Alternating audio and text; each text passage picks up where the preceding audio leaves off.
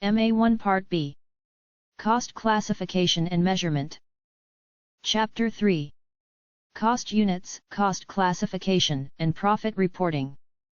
The topics that this presentation will cover are 1. Introduction to cost. 2. Cost unit. 3. Production costs. 4. Direct and indirect costs. 5. Cost behavior. 6. Functional costs. 7. Calculating the cost of a product or service. 8. Profit reporting. 1. Different businesses have different ideas about profit, so that is why you might pay different prices for the same item at different businesses.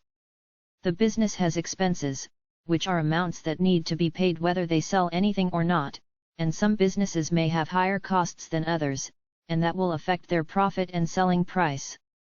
2. Cost classification is the grouping of costs under common characteristics. A cost unit is a unit of a product or service that costs can be related. It may not be a single item, it might consist of a batch of items. If a cost unit has two parts, for example, cost per patient, per night, they are known as composite cost units.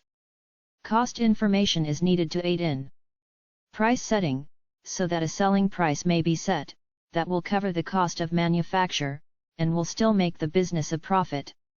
Decision making, so that decisions on products can be made based on their cost. Planning and budgeting. In order to plan and budget for future activities, we need to know production quantities and costs so we know what we need, how much it costs and if we can afford it. Control. In order to control resources and production we need to know how much we ought to have and how much it ought to cost. Reporting. In order to report the results, we need to know the costs involved and the value of inventory. 3. Production costs are the costs of single items or activities that go into making a finished product. Separate production costs are calculated and recorded on a unit cost card which records how the total cost of a unit is achieved. 4. Costs can be divided into three elements: materials, labor, and expenses. And these costs can be further subdivided, and classified as direct or indirect. Direct costs are costs that directly relate to a cost unit. Direct costs consist of direct materials, which form part of the end product. Direct labor, which is labor directly involved in making the end product, and direct expenses. It is rare for expenses to be traced to a product. The sum of direct costs is known as the prime cost. Indirect costs are factory overheads.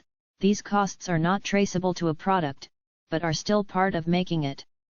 Indirect costs consist of indirect materials, for example, oil for the machinery.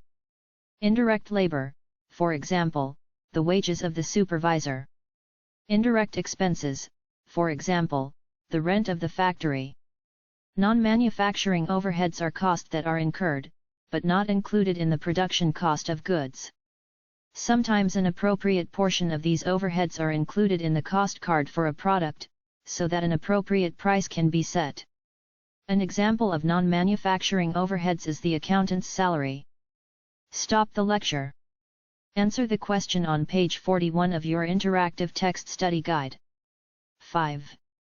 Instead of using direct and indirect cost to categorize cost, another system can be used, one based on cost behavior. Costs are then known as either variable or fixed. Cost behavior patterns show the way that costs are affected by the changes in the level of activity, which is the amount of work done or the volume of production. The basic principle of cost behavior is that as the level of activity increases, the cost will also increase. Variable costs are costs that varies with the volume of output. Variable cost per unit is the same, but the total variable cost will increase as the volume of output increases. For graphs of variable cost, see page 42 of your interactive text study guide. When we talk about and work with variable cost, constant rate and efficiency levels are implied. In other words, a variable cost per unit will be constant. These are examples of variable costs. Raw materials is a variable cost because they are added to the product as and when they are needed. Direct labor, the wage rate may be fixed, but direct labor is a variable cost, because of the fact that the number of workers working on a product can be varied. Sales commission is a variable cost because it varies with the volume or value of sales. Variable cost is not the same as direct cost. Variable or fixed costs depends on how they change, as the volume of production changes. Direct or indirect costs depends how easily costs can be traced to a unit of production. Fixed costs are costs that are not affected by change in volume of output. They are related to time, because as time increases so will the fixed cost. They are sometimes known as period costs, because they change in according to a time span or period. For graphs of fixed cost, see page 43 of your interactive text study guide. Stepped fixed costs are costs that are fixed within certain levels of activity. A cost will remain fixed till a condition, input, output, number of employees, forces the cost to change, then it will go up a step and continue to be fixed at a new level. An example of a stepped fixed cost, rent, where the need for more accommodation increases as output levels get higher. For graphs of stepped fixed cost, see page 44 of your interactive text study guide. Mixed costs are partly fixed and partly variable, and therefore the costs are only partly affected by the change in activity level. An example of a mixed cost is a utility bill where there is a standing charge, plus a variable charge per unit of consumption. For graphs of mixed costs, see page 45 of your interactive text study guide. Stop the lecture. Answer the question on page 45 of your interactive text study guide. Functional costs are costs analyzed by function. They are not a different type of cost, just a different way of grouping costs. A normal, but not limited to, set of functional costs would be as follows. Production costs, the material, labor, and expenses incurred to make the product and get it ready for sale. Distribution and selling costs, the costs incurred to get the finished products to the place where people can buy them and the costs to persuade people to buy them. Administration costs, this is an unclear term. These costs are the material, labor, and expenses incurred in coordinating the production and the selling and distribution functions. Financing costs, these are the expenses incurred when a business has to borrow money. Bear in mind that these divisions in functions and definitions are not the only ones that could be made. 7. The cost of a product or service can be built up on a cost card. The following headings could be found. Direct costs, which are direct materials and direct labor. Prime cost, which are the sum of direct costs. Production overheads, which are fixed production costs. Production costs, which are the sum of prime costs and production overheads. Non-production overheads, which are distribution and selling expenses. Total cost, the sum of the production costs and the non-production costs. A service business will cost their cost units in a similar way, but their major cost would be labor. Stop the lecture. Answer the question on page 47 of your interactive text study guide. 8. Absorption costing and marginal costing are two different ways of accounting for costs. If there are changes in the inventory levels during the period, absorption costing and marginal costing will result in a different profit figure. The cost of the product for inventory valuation. With absorption costing, it is the variable production cost plus the fixed production cost. With marginal costing, it is the variable production cost only. The fixed production costs are treated as period costs. They are charged to the income statement in full in the period that they occurred. Stop the lecture. Answer the question on page 48 of your interactive text study guide. Marginal costing's profit statement is different when compared to absorption costing's profit statement. In marginal costing, fixed overheads do not form a part of the product cost, they are brought into the income statement in full. There is also a new subheading in the marginal costing profit statement called contribution. Contribution is sales less the variable or marginal cost. Marginal costing and absorption costing compared. In marginal costing, the closing inventory is valued at marginal production cost. In absorption costing, the closing inventory is valued at full production cost, including a share of fixed production costs. In marginal costing, fixed costs are charged in full against the profit of the period in which they occurred. In absorption costing, the effect is that cost of sales will include some fixed overheads from the previous period, in opening inventory, and cost of sales will exclude some fixed overheads from the current period, in closing inventory. Stop the lecture.